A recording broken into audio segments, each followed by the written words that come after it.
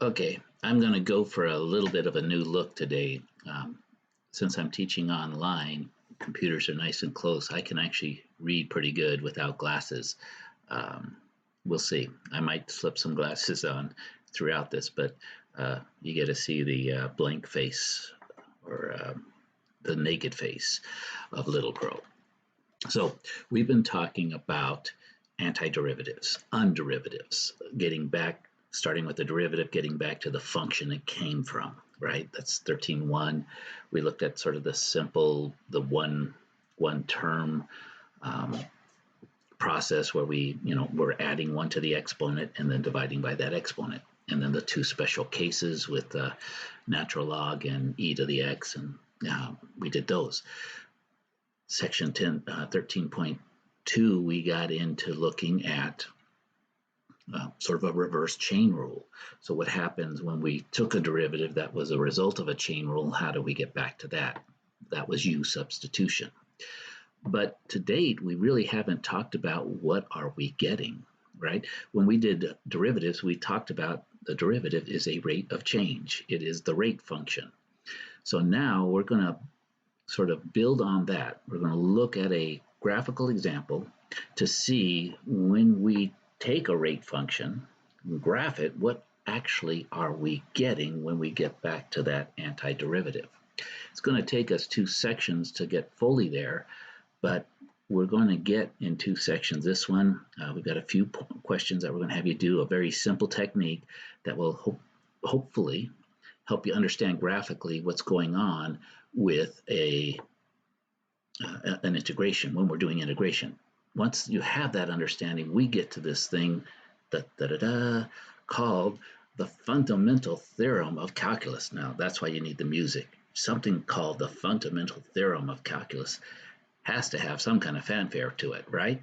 So it's not that it's really difficult, but it's a very important concept, and we're really going to understand it today graphically just by doing some sort of constructions where we can physically see it, concretely understand it, and then we'll move on to just doing it with functions, and it gets to be, again, we lose the concreteness of it, but today we're going to build that foundation to get the concreteness. Okay, so let's go on. We're talking about the integral. So today we're going to start talking about or getting towards something called a definite integral. Remember, we've been doing indefinite integrals, so we always had that plus c. After today, we can kick that plus c to the curb. We won't need it anymore because we'll get an exact answer because we're doing a definite integral from start to end. That's what the definite integral is. So we'll look at numerical and graphical, and basically today, this section, we're just going to do something called a Riemann sum. Sum means to add together.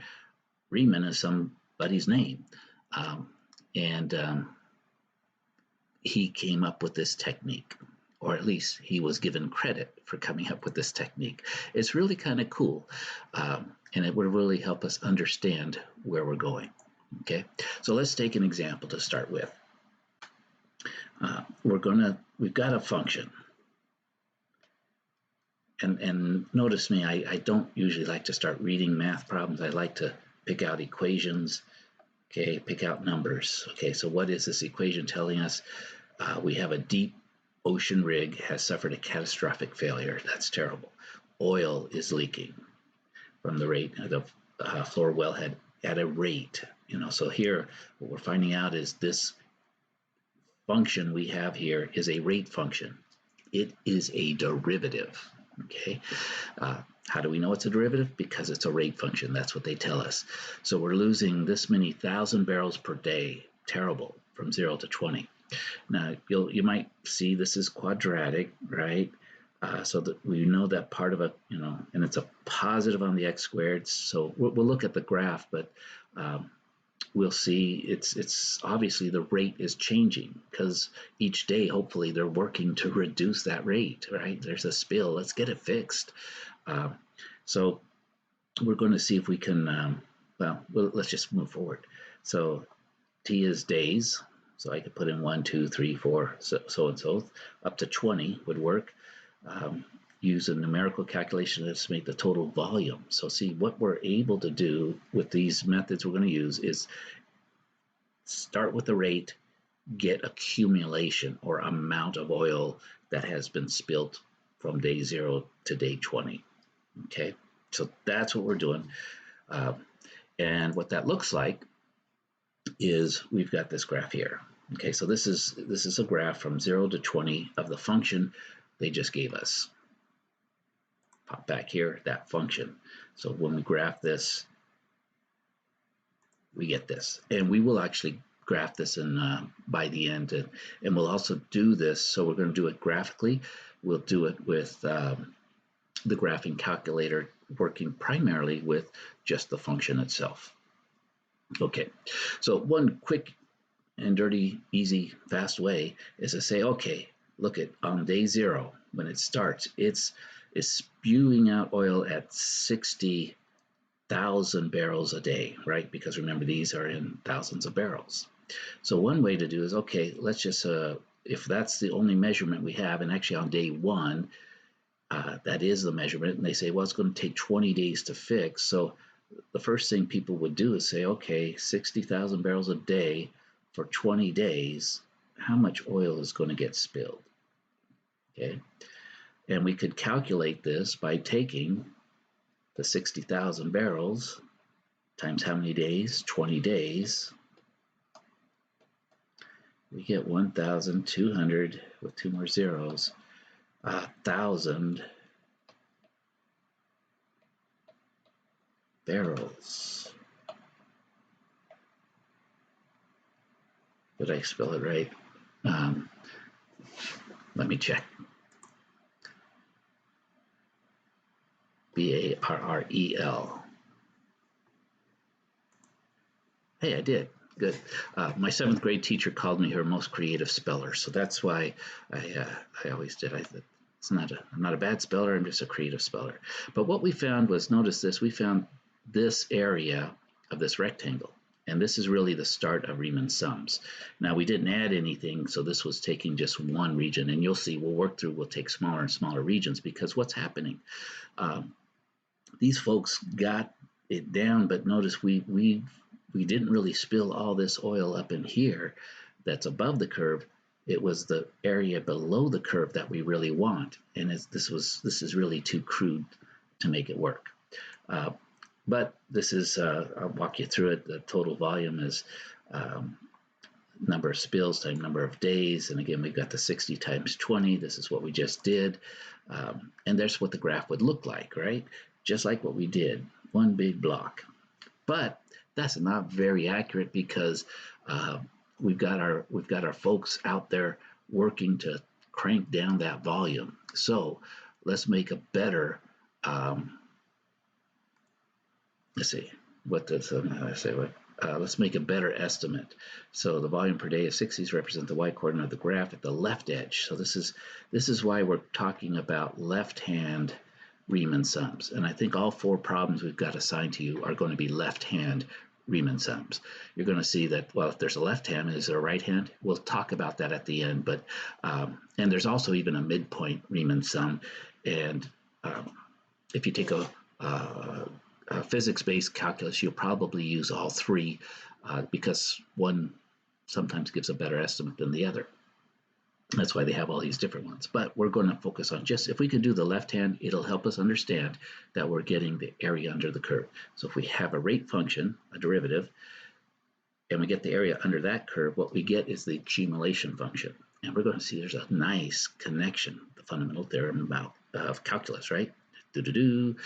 That's what we're going to come up with, that there's a nice way to calculate that area under the curve, and that gives us the accumulation, how many total there are, which is a very valuable business commodity thing, right? How many people came in the store? Well, you keep a track of the rate. You can do this. How much oil got spilled out? We keep track of the rate. That's something we can actually measure. And we might not be able to measure the actual amount of oil out there, but we can measure the flow rate. Okay, and so this is just that calculation again. 60 was the left-hand side. We went for 20 days. So there it is, the total volume. Now, what we could do to make this a little more accurate, we're going to do a Riemann sum with 2 divisions. Okay, so 2 divisions. So we go from 0 to 20, divide that in 2, so we're going to make a split here at 10. 20 divided by 2 is 10. And we're going to take so we're going to come down here for 1, right? There's this one. And then again, there was this one, but it's only going to go till day 10. Okay, so we've got 2 rectangles. These are our Riemann sums. This rectangle here, again, not real accurate, but what we're going to do is make more and more divisions to calculate a 2-division Riemann sum. So this one's going to be 60 times 10, right? Just length times width.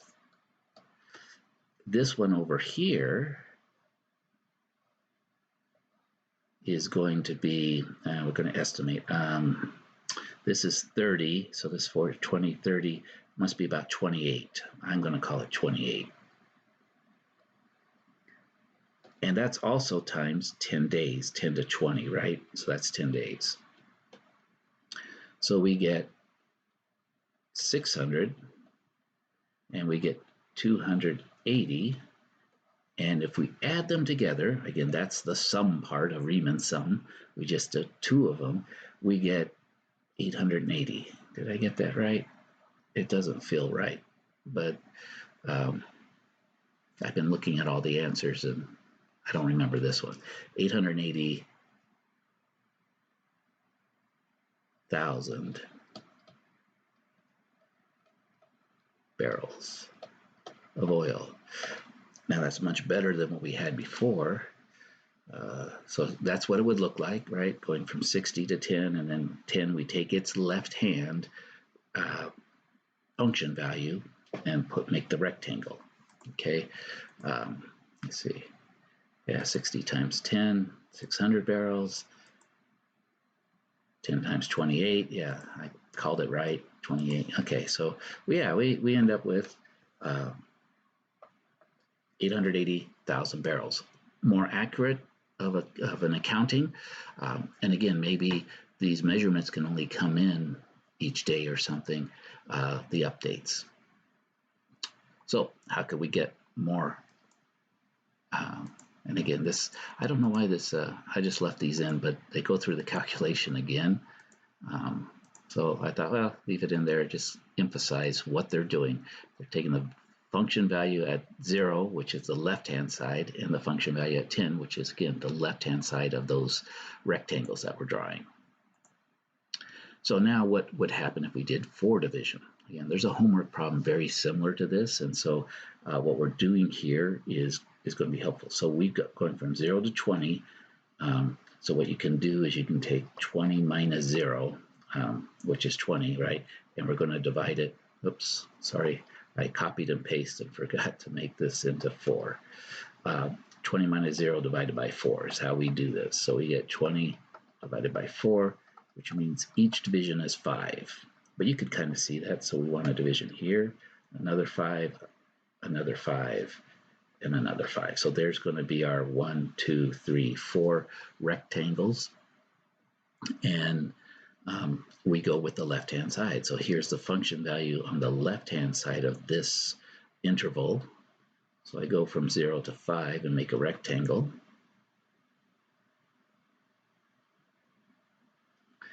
And then at 5, I take this left-hand side,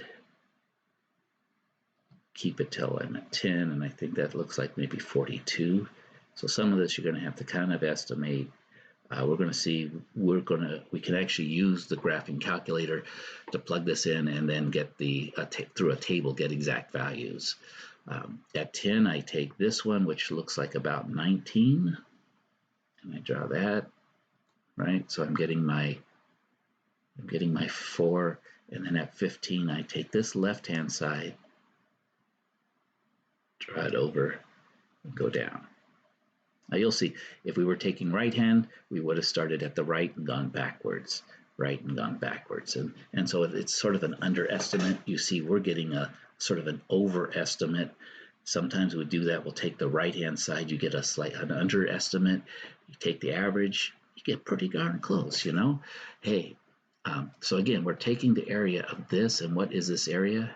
This one is 60, and this is 5. So we're going to get 60 times 5. This one, we said, looks like about, this is 40 to 50, maybe 42.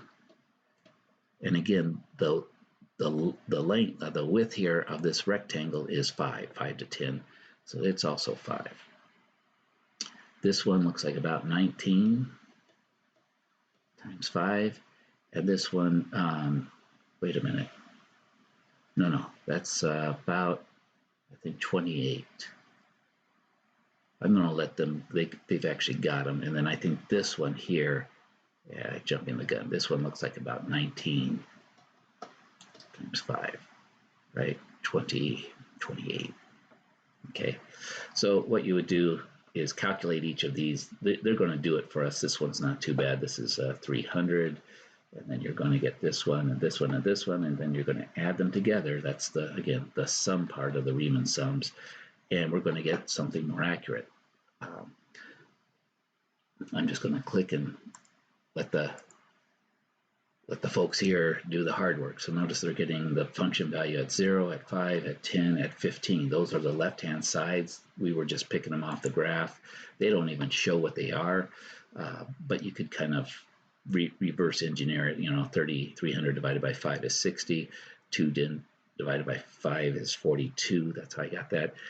Actually, they said this one was at 14. What did I think I said 19. Let's go back. Oh wait, you're dividing by 5. That's why I was off. I was dividing by 10. That's why I just didn't feel. So yeah, so that's about 28 divided by 5. Okay, so that's what they came up with. Add them all together, and now we're down to 740. More accurate, we started out 1,200 barrels for a very rough estimate. So that's how bad it could have been. But by turning down the volume, we're now down to 740 barrels. This is what it would look like for and again, what they do is 4 divisions. So they'll and when they give us these Riemann sums, they'll say that was n equals 4. Okay, and it gives us a good estimate. And again, if we do a left-hand sum and then a right-hand sum, we get an overestimate, an underestimate, take an average, and that's how they did this. A couple hundred years ago, when Riemann was doing it, he it's a pretty good way of coming up with a good estimate. Okay.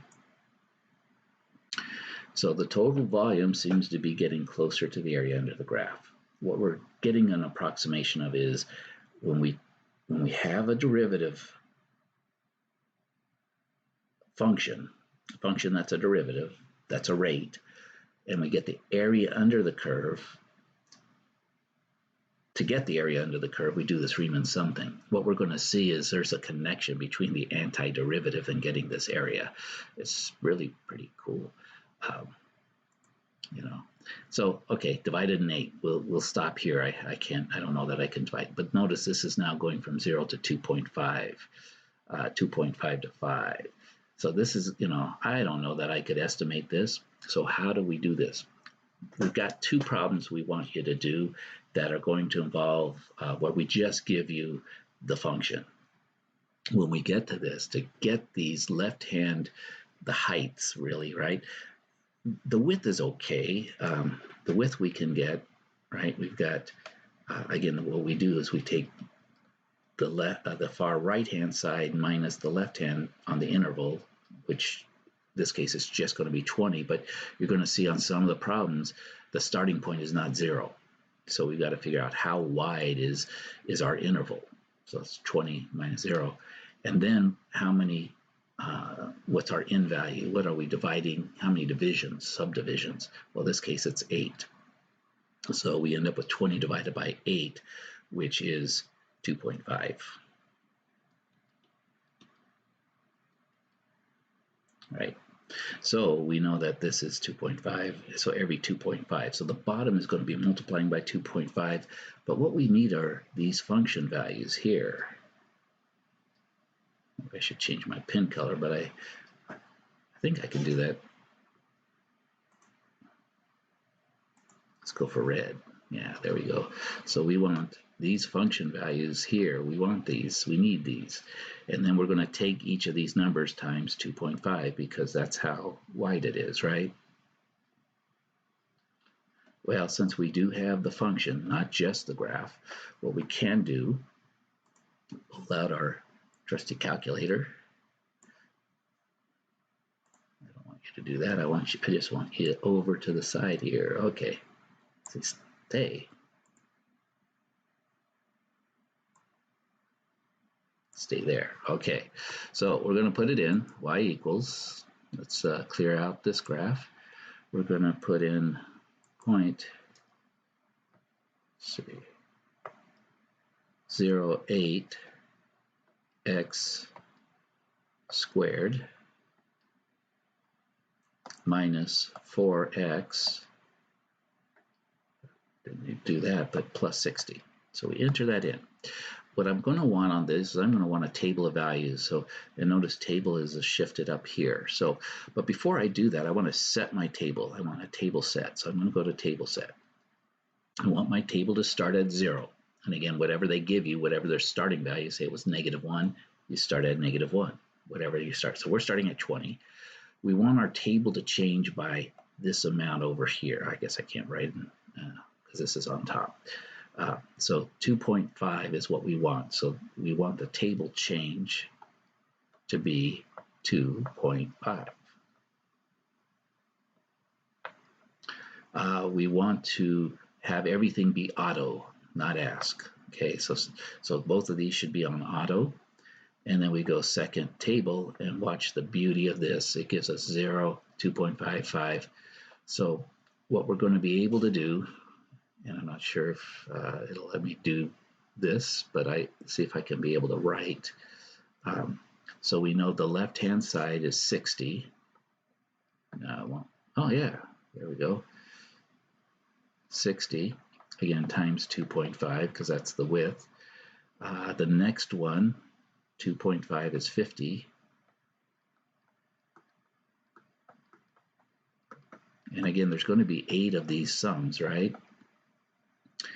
But you could do it 42 times 2.5, 34.5 times 2.5. And again, for your homework, this is what you're going to want to do. You'll have a different equation, but and possibly different divisions, but you want to do the same sort of thing. Where are we? Maybe I should have been listing v of 0, v of 2.5, v of 5, v of 7.5. Right, you see how this is working.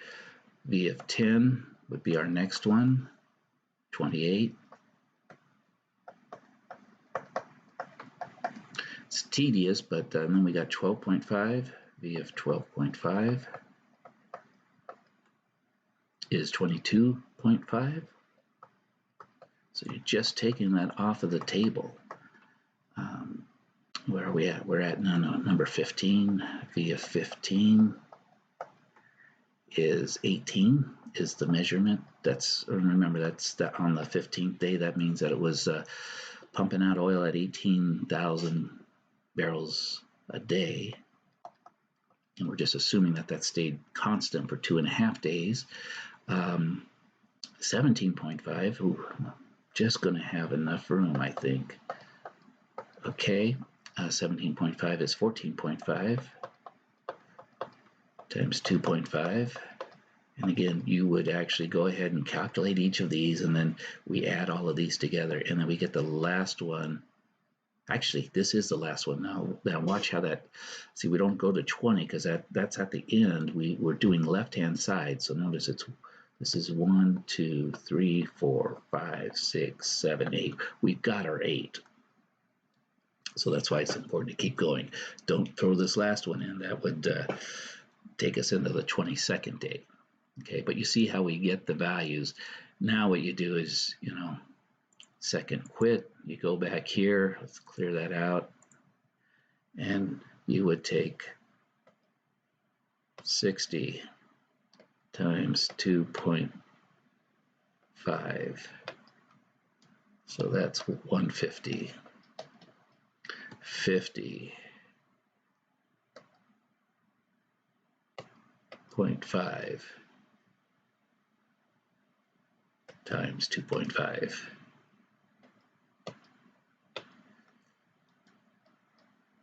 126.25, so forth, so on, and then you'd add them all together. Okay, so so notice it's taking v of 0 times 2. That's what it's doing down here, dot, dot, dot, all the way to the endpoint of 17.5 would be the last one, because that gives us our 8. So this is the last one we need here. This is 17.5. Okay, we get all of these. We're taking the height times the width, and that gives us our Riemann sum. It gives us a more accurate reading because we have less overage. We still have overage, but we have less.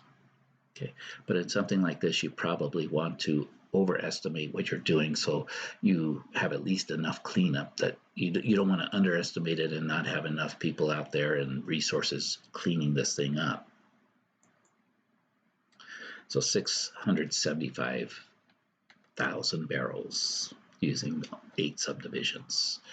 And then what we can do, and again, what we're going to see, let's see, where are we? Here we are.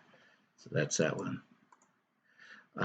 If we made smaller and smaller divisions, subdivisions, so here's 80 subdivisions. We're not going to do it by hand, definitely.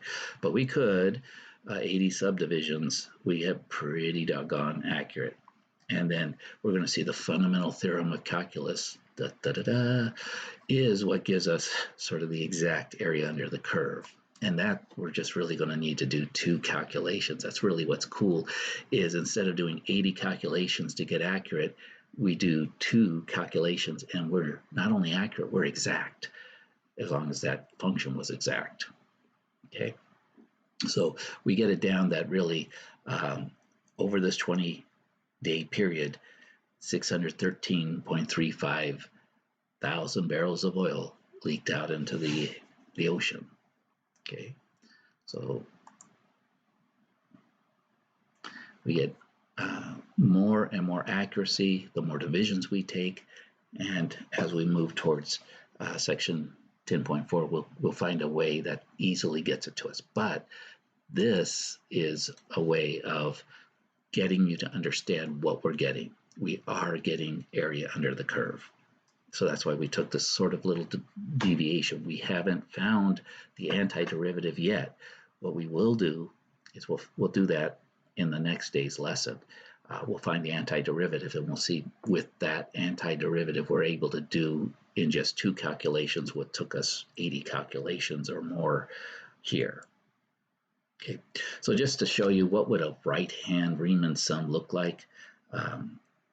Right hand, if we just did one interval, we would come here to the right-hand side.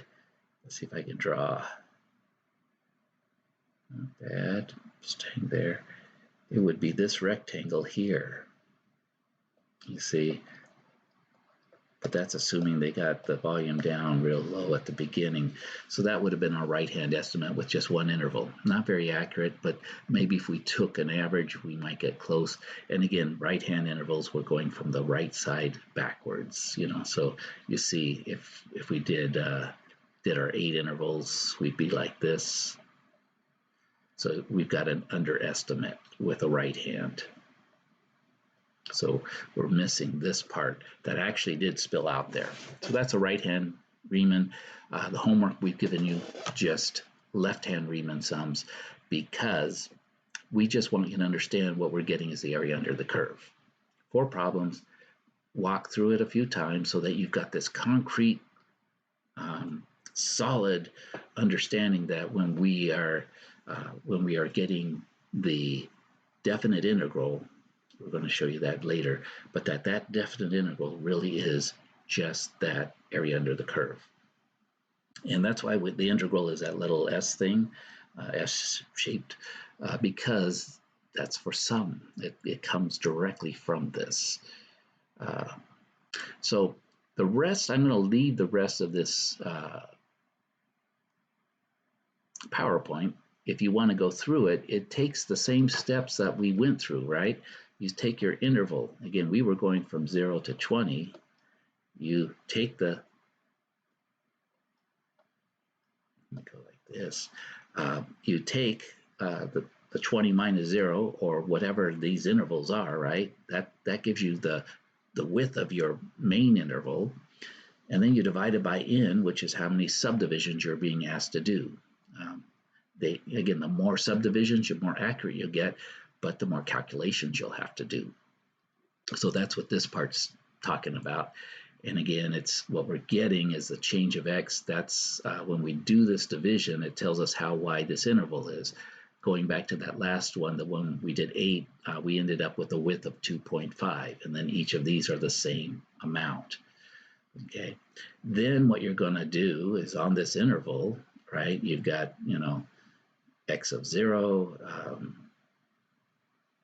well, let's see, well, yeah, so you've got x of 0, so you're going to take that for a left-hand sum times the width of the interval.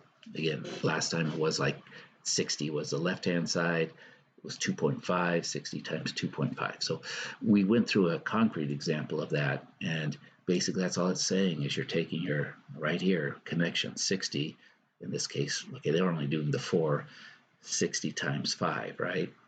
So this f of x of 0, this would be, that's the function value, 60. The change in this case was 5, so then we multiplied by 5. This one was 42, and then we multiplied by 5. This one's 28, 18.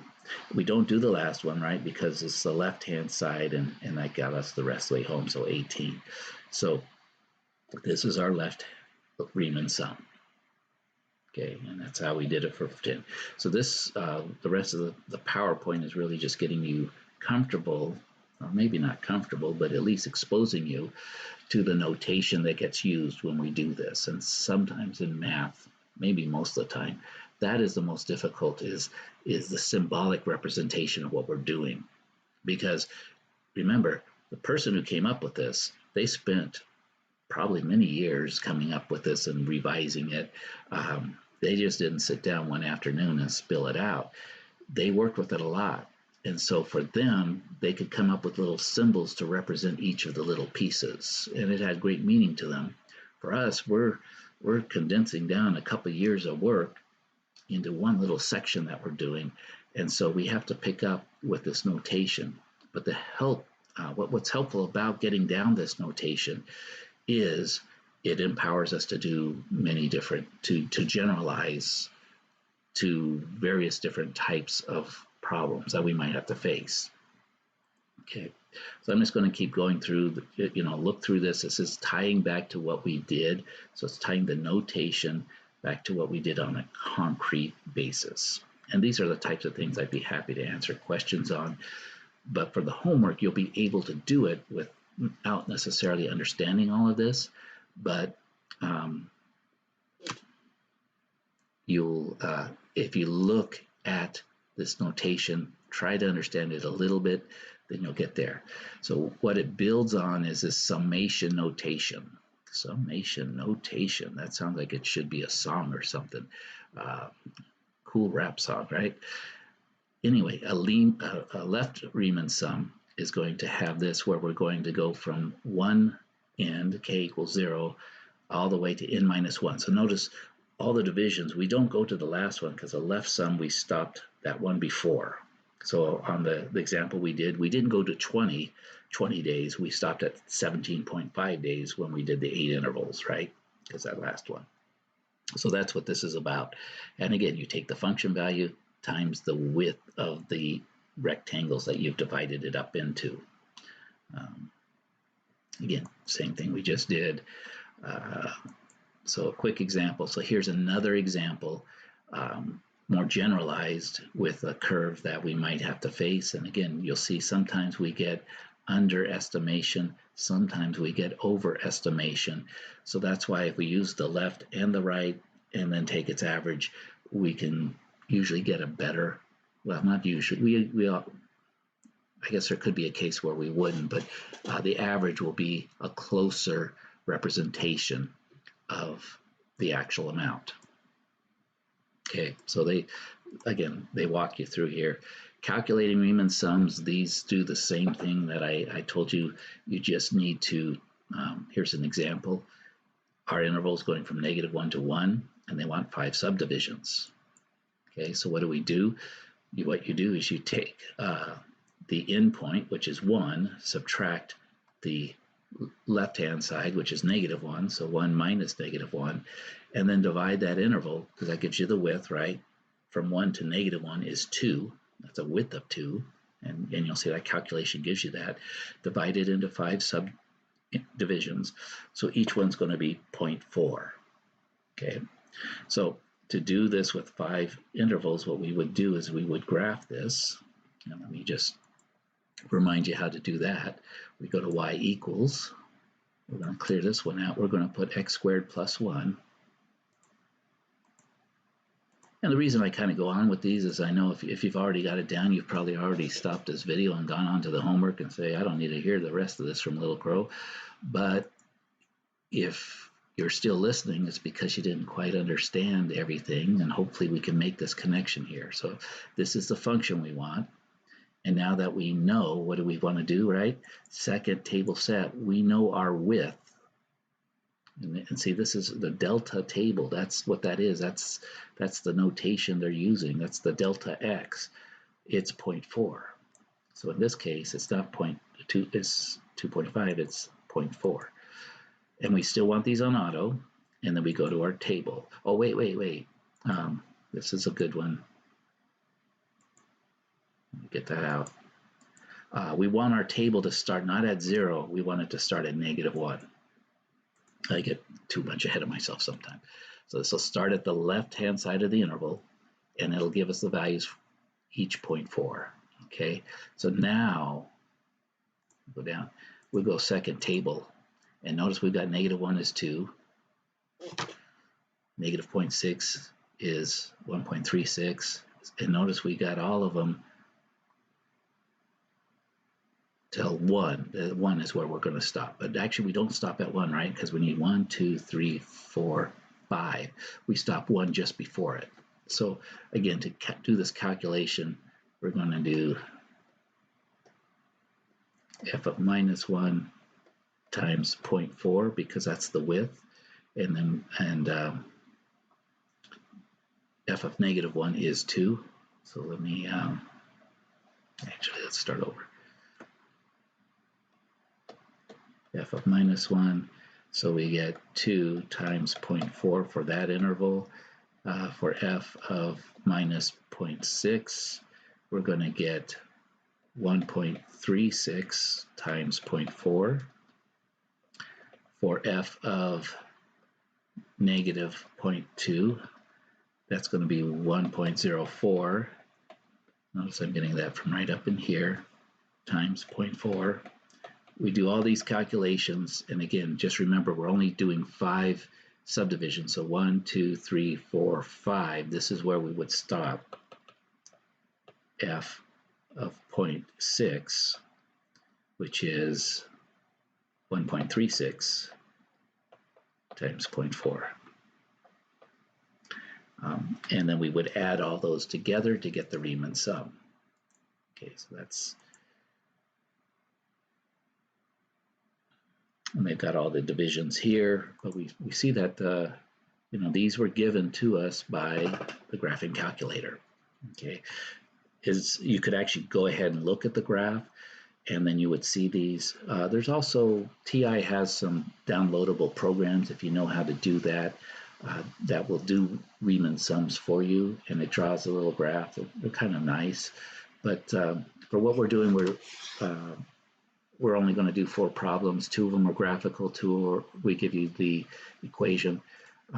So do the calculations like this. you get, and again, from the table, this is what we did, is we looked it up, right? And the way you do that is use your graphing calculator table set. Make sure you get the delta change to what this is. In this case, it was 0.4. You get your values and then multiply each. So notice you got up here, each is multiplied by 0.4. And so since each are being multiplied by 0.4, what they did show is another shortcut ways, you could sort of factor out the 0.4. And you do this when you're doing a lot of intervals. So you just add all of these together, the function values, and then multiply by the rate of change. This is getting, now remember, this is sort of like the dx. So this is getting us closer to what we're thinking about as the antiderivative. So we take the sum first, multiply by the change, and we get it. We would have got the same thing taking each of these by the rate of change. We get 2.72. And that's it for today.